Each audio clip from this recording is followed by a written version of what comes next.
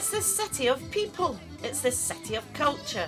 It's Glasgow, and it proudly welcomes thousands of visitors from all over the world every year. The Shetland Times keeps up with one of their own, who made the 350-mile journey. I'm from Dresden in Shetland, and I moved here to do mechanical engineering at Strathclyde. I chose Glasgow because the Strathclyde was the best uni amongst the ones I received offers for mechanical engineering. So. The Royal College, which is one of the oldest buildings on campus, it's probably the original Strathclyde. It used to be the Polytechnic. It's where Strathclyde came from. It's where all the students get lost in first year. It's a very varied course, and I like the lectures as well because there's some of the lectures are really very good, and they make it very interesting. Well, Glasgow's interesting because there's just a variety of stuff that's going on. There's so many different cultures and things happening. It's always interesting. You never know quite what's going to happen. Just walking down the street and this guy's basically told us to go and have a look at the exhibition. They're doing histories and old photos and that kind of stuff. There's always something happening.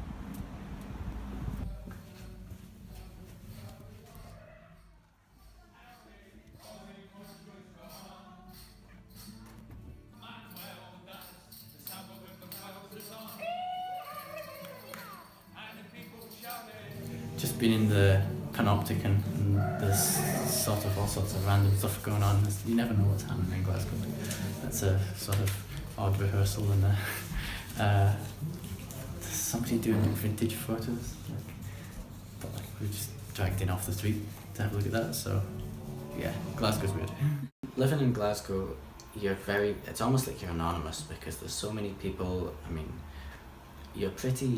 You're pretty cut off from the rest of society here because there's really no interaction with most people around you. There's a lot of multiculturalism down in Glasgow. Mm-hmm. There's a lot of different kinds of people, and everybody's doing different things, and it's all a bit hectic, and there's no end to the amount of stuff you'll find down here. But back home it's wider and less focused, and here it's more focused. So if everyone's busy, then there's not much scope to.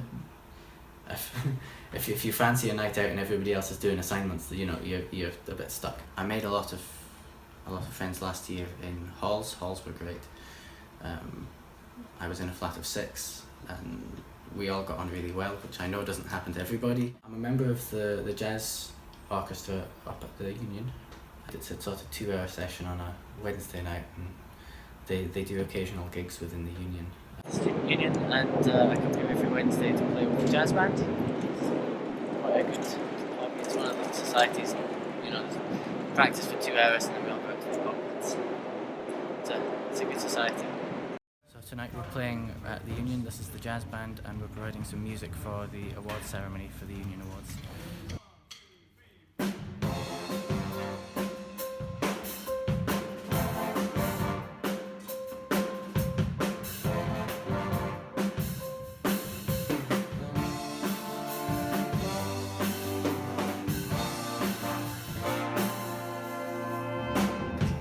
If I say I'm from Shetland, people will, oh, where's that?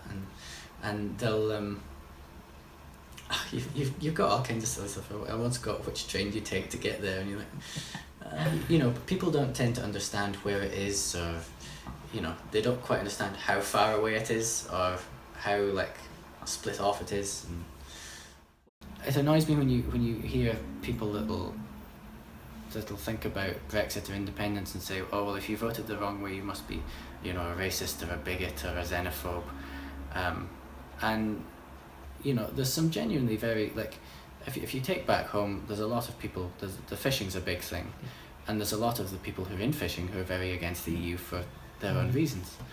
It doesn't do them good. So there's a kind of a narrow-mindedness about some of these issues, and there's a lack of willingness to actually discuss some of those other points.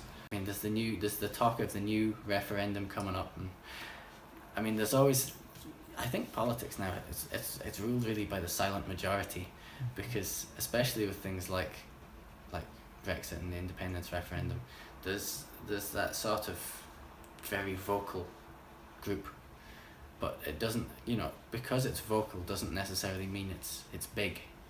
It just, so I don't know, I can't be bothered with another one. I wouldn't mind so much if I was back home, because it's not really such an issue, but here it causes division, which is a really unfortunate thing. I mean, you still see people with yes stickers in their windows and on their cars, and I've got nothing against that, and I am pretty neutral on these things, and I just see it as prevarication. There's no. It's difficult just because when you're here, everybody is so passionate about it, and so, yeah, passion's a word for it, or they're very they're outspoken, they're quite intense, but I mean it's good, and there's so many really nice people. They're all really friendly, but you've just got to get past that first initial, because I mean, back home, like I say, people do tend to be a bit more subdued, a bit more kind of reserved, and it's a bit of a kind of a barrage at first. And I like how convenient everything is. So if you want to go and get bread or milk, or you've run out of something, or you want to go and see a new film, or everything's within walking distance. And there's a few things that I'm not so keen on. I'm very aware that it's not as safe.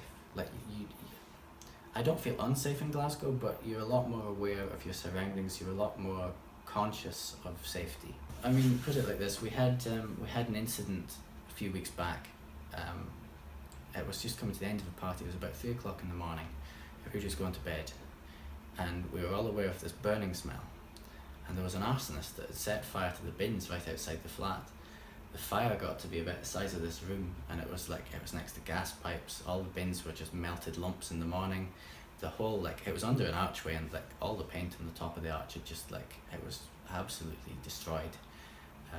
We had to phone the fire brigade and the police, and I mean they caught the guy, but it was that was quite a scary event.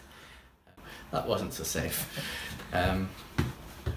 because you do hear of people that get mugged or worse, and it's especially, I mean, I live right next to Glasgow Green, which is it's one of those areas that's perfectly nice in the daytime.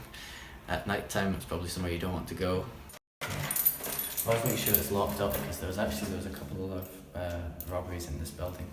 The bottom 2 flats got broken into, and there's been bikes stolen. Here, it's quite a fast pace of life. Everything's all go. Whereas back home, it tends to be everything's a bit more chill. There's not the same. I think the density of people makes a big difference, because you know what I mean. And if I say this, there's the fact there's so many people in one place here. Everybody's kind of, the impression you get is everybody's always doing something. Life down in here, it's very different. There's a lot of different points to life. It's a different, it's a different lifestyle. It's a different.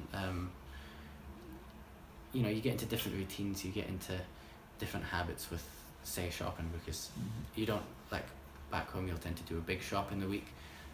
Here, because I'm 5 minutes away from a little Tesco, you just get what you need as you need it. There's a lot of lifestyle differences. There's a lot of sort of cultural differences, but I think it's been a very positive thing for me moving down here, because it's shown me a different way to live. It's shown me a different set of people, it's a different setting, and I think it's definitely worth, for anybody swithering, it's definitely worth coming down and seeing a different way of life, and pushing past what you know, and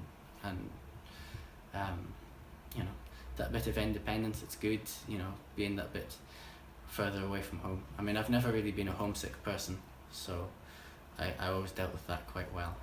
And everybody has a limit with that. So I mean, I never used to be a homesick person, because you'd go for a few weeks here, a few weeks there. But when it's for a whole year, you do start to realise, you start to miss home, or you start to see home in a different way. So I mean, my home's still Shetland. It's not. I wouldn't consider this home yet. But being away from a place certainly helps you see it in a clearer light. When you step away and you see the things you miss, you see the things you don't miss. You see, there's an element of growth that comes along with moving away and just starting up a new life somewhere else. I like Glasgow. I don't know if I could live here for the rest of my life. I think certainly I want to go back to Shetland at some point, but when and in what circumstances, I don't know.